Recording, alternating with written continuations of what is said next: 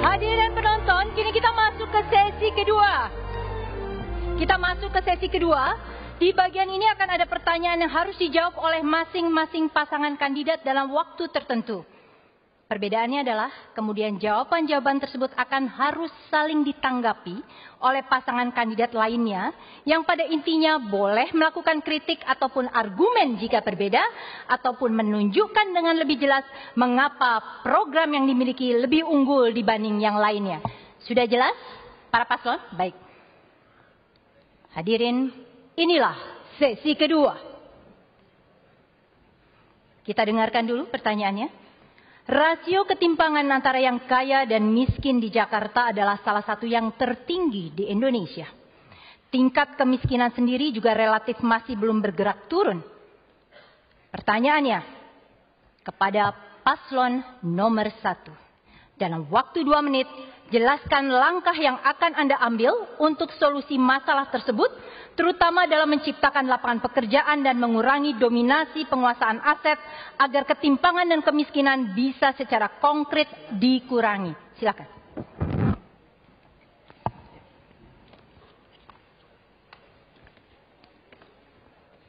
Benar bahwa angka kemiskinan di Jakarta masih cukup besar. Ada 360.000 atau 128.000 keluarga yang tergolong miskin dan kurang mampu. Disitulah mengapa Agus Silvi menawarkan program bantuan langsung sementara. Ingat, sementara. Ini artinya adalah memberikan bantuan meyakinkan keluarga miskin dapat makan. Kami berkeliling, bergerilya ke lapangan, menemui banyak masyarakat yang makan sehari-hari pun masih sulit. Yang kedua, kami ingin juga meyakinkan bahwa tidak hanya mereka diberikan bantuan sementara, tetapi secara ekonomi, secara makro, kita ingin meningkatkan pertumbuhan. Economic growth with equity, berkeadilan. Karena dengan pertumbuhan yang baik, maka akan menggerakkan, akan tercipta lebih banyak lagi lapangan pekerjaan. Disitulah kita bisa menyerap angka pengangguran terbuka saat ini dan mengurangi pengangguran. Di samping itu juga kita memiliki bantuan atau skema bantuan dana bergulir, modal usaha tanpa bunga yang tepat sasaran dengan pendampingan dan diharapkan dapat mengembangkan UMKM sekaligus mengurangi pengangguran juga. Ini kita harapkan dapat mengurangi pengangguran cukup signifikan selama 5 tahun ke depan. Yang ketiga, kita juga ingin dengan program-program infrastruktur yang kita angkat, yaitu program rumah rakyat untuk mengatasi backlog perumahan 300.000 unit di Jakarta. Ini harapannya juga semakin menyerap tenaga kerja. Dari program yang kami tawarkan tersebut, paling tidak ada 114 item unit usaha yang bergulir. Ini adalah sebagai ripple effect dari program-program tersebut.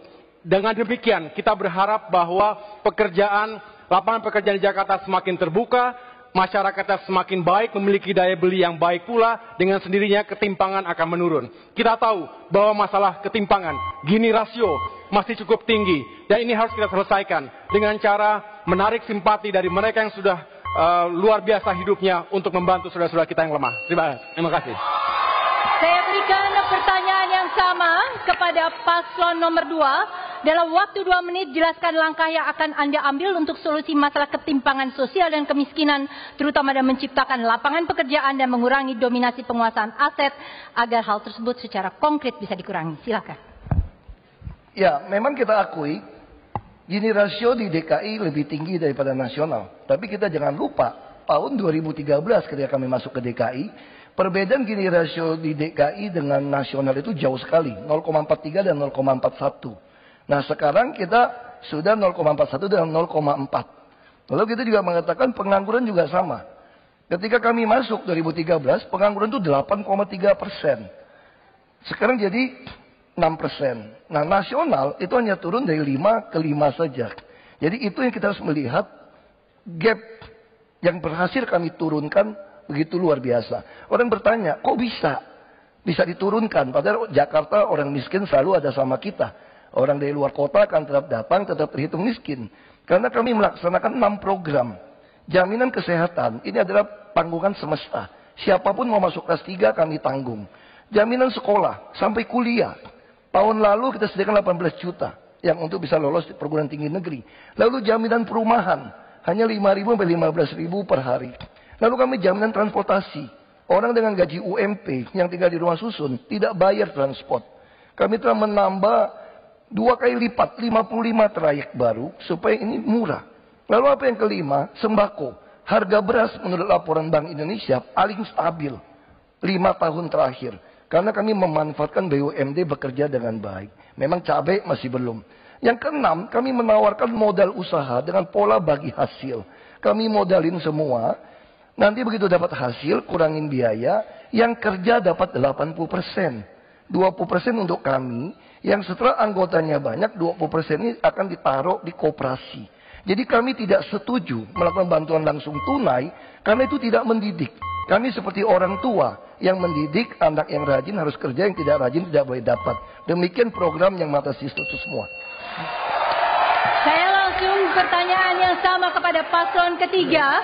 Dalam waktu 2 menit, jelaskan langkah yang akan Anda ambil untuk solusi masalah ketimpangan sosial dan kemiskinan, terutama dalam menciptakan lapangan pekerjaan dan mengurangi dominasi penguasaan aset agar hal tersebut bisa secara konkret berkurang. Bila tadi kita dengar, pasangan calon pertama memberikan ikannya, pasangan calon kedua memberikan kailnya. Ikan dan kail baik diberikan, tapi jika kolamnya masih ada, bagian kami menyiapkan, memastikan kolamnya masih tersedia. Di sini penting, apalah artinya ikan dan kail bila kolamnya habis? Karena itu justru yang menjadi penting bagian kita adalah kita tidak mendekati masalah kemiskinan semata-mata sebagai masalah sosial, tapi masalah peningkatan kesejahteraan. Kami bukan memerangi kemiskinan. Pendiri Republik ini tak pernah mengatakan memerangi kemiskinan. Mereka mengatakan memajukan kesejahteraan umum. Mereka mengatakan mencerdaskan kehidupan bangsa. Mereka tidak mengatakan memerangi kebodohan. Optimisme, pesan positif. Dan di sini yang kami hadirkan 44 pusat pertumbuhan ekonomi di Jakarta yang akan menumbuhkan lapangan pekerjaan. Karena itu program OKOC yang tadi disampaikan oleh Bang Sandi lebih dari sekedar menumbuhkan wirausaha. Ini adalah program untuk pertumbuhan ekonomi yang nanti akan menyiapkan lapangan pekerjaan. Yang kemudian tidak kalah penting, tidak bergantung semata-mata dari pemerintah. Jakarta adalah kota di mana perekonomian Indonesia berpusat. Kita gerakkan sektor swasta, bekerja bukan yang besar-besar saja. Sebagai contoh, Anda penjahit di kampung, maka umumnya melayani warga tetangganya. Kami siapkan programnya agar Anda menjahit di kampung, tetapi order yang Anda terima tersambung dengan perusahaan-perusahaan besar. Dengan begitu ada sambungan antara home industry dengan large scale industry. Lakukan itu di seluruh Jakarta, maka yang terjadi bukan sekedar pengentasan kemiskinan, bukan sekedar mengentaskan ketimpangan. Yang terjadi adalah maju bersama, kesejahteraan bergerak, dan insya Allah maju kotanya, bahagia warganya. Ya, pasangan pendukung para paslon nomor 3 ditahan dulu. Kini terbuka ruang untuk para kandidat saling menanggapi. Akan dimulai dari paslon kedua. Silakan paslon kedua menanggapi pernyataan dari paslon ke-1 dan ke-3. Anda boleh melakukan kritik ataupun argumen ataupun menunjukkan dengan lebih jelas mengapa program Anda lebih unggul dibanding yang lain. Waktunya adalah 1,5 menit. Untuk paslon nomor 1, pertanyaan saya adalah bagaimana mengelola dana 10 miliar oleh RT dan RW supaya 1 miliar 1 miliar untuk RT dan RW, ya, supaya mereka bisa mempertanggungjawabkan dan tidak masuk penjara. Untuk paslon nomor 3, kami memberdayakan warga masyarakat yang sekarang sudah eksis, ada 132 UMKM pimpinan. Kita menyediakan dana 1 triliun rupiah. Sekarang bagaimana caranya menciptakan 200.000 pengusaha-pengusaha baru dan membutuhkan biaya yang sangat besar. Karena berdasarkan studi mengatakan bahwa binaan itu hanya 10% yang berhasil. Berarti kita membutuhkan sekitar 2 juta uji coba supaya 20%-nya bisa tercapai. Membutuhkan dana besar. Dananya diambil dari mana dan pos apa yang akan dikurangi. Terima kasih. Baik. Pertanyaan untuk selanjutnya adalah tanggapan maksud saya kepada paslon ketiga. Boleh memberikan tanggapan dalam bentuk kritik atau argumen ataupun menunjukkan lebih jelas mengapa program Anda lebih unggul dibanding yang lain. Silakan tanggapan kepada paslon 2 dan paslon 1. Terima kasih. Pertanyaannya untuk Pak Jarod. Angka 10% itu dari mana? Saya ini pernah membina UMKM sudah 15 tahun lebih. Angkanya kalau kita banding terbalik, kalau ada pendampingan dari 10 pengusaha yang kita create atau kita mulai, ada 80% yang sukses. Kuncinya adalah pendampingan. Kuncinya adalah mentoring. Kuncinya itu ada di One Kecamatan, One Center for Entrepreneurship. Saya melihat ada ketidakberpihakan pada sistem sekarang, di mana yang kaya makin kaya dan yang miskin makin kecil. Yang usaha besar makin besar, yang usaha kecil makin terpuruk. Nah, di sini saya melihat Ibu Nur Hayati di Bukit Duri. Dia tadinya berjualan nasi uduk 12 liter sehari. Tapi karena kebijakan daripada Pemprov sekarang yang tidak memastikan lahan usaha, tidak memberikan permodalan, tidak memberikan pendampingan, akhirnya dia harus terus-menerus tergerus usahanya. Ini yang membuat saya terenyuh, dan menurut saya program kami OKOC bisa menciptakan 200.000 lapangan pekerjaan baru. Saya punya pengalaman. Saya pernah membina beberapa komunitas. Dalam terakhir kali, 2 minggu terakhir, sudah 1.500 pengusaha yang lahir melalui program OKOC. Terima kasih, maju kotanya, bahagia warganya. Berikutnya saya berikan kesempatan kepada paslon 1 untuk menanggapi. Boleh melakukan kritik sekali lagi ataupun argumen atau menjelaskan mengapa program Anda lebih unggul dibandingkan paslon yang lain, paslon 2 dan 3 dalam hal ini. Terima kasih Mbak Ira. Setahu saya sesi ini belum bertanya tetapi menanggapi apa yang tadi sudah kita sampaikan. Sehingga saya ingin menanggapi apa yang tadi disampaikan oleh paslon 2 dan 3. Yang pertama begini, kalau ada pemimpin yang ingin membantu rakyatnya berdasarkan konstitusi, membantu rakyat miskin, dianggap membodohi, saya pikir itu tidak punya hati. Karena konstitusi kita mengatakan bantulah mereka yang sulit sekali hidupnya.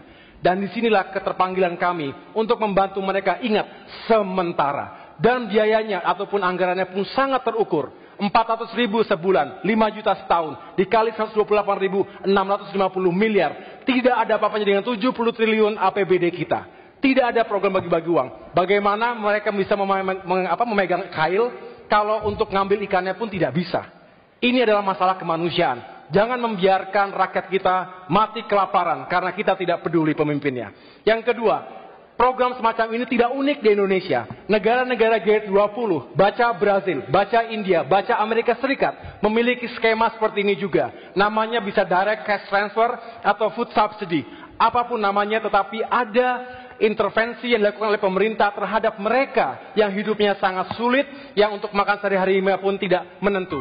Inilah keterpanggilan kita semua ketika pergi ke lapangan, ke daerah-daerah yang sangat sulit hidupnya, maka kami benar-benar ingin menghadirkan jawaban untuk mereka semua. Terima kasih. Baik, terima kasih. Baik, terima kasih. Hadirin penonton dimanapun Anda berada, jawaban dari paslon 1 tadi mengakhiri segmen kedua kita. Kita masih punya 4 segmen. Tetaplah bersama kami di debat perdana pemilihan gubernur dan wakil gubernur DKI Jakarta.